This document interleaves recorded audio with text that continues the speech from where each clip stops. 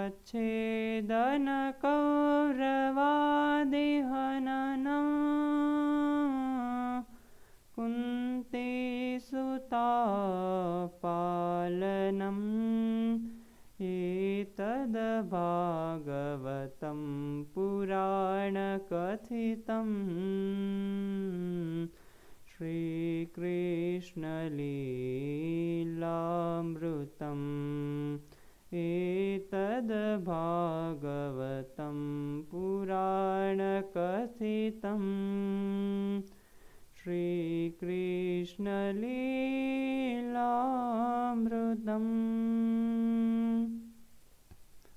રાધે કૃષ્ણ.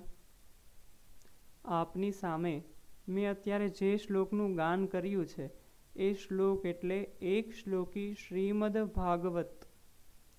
આ એક શ્લોકી શ્રીમદ ભાગવતનું જે કોઈ પણ શ્રવણ કરે છે અથવા તો આનો પાઠ કરે છે તે આ લોકમાં અને પરલોકમાં બંને સ્થાનોમાં ઉત્કૃષ્ટ પ્રગતિને પામે છે. અંતે ભગવાનના શ્રી ધામને પામે છે. આવું ઋષિમુનિ ભક્તો સંતો દ્વારા અનુભવાયેલું અને કહેવાયેલું છે. રાધે કૃષ્ણ.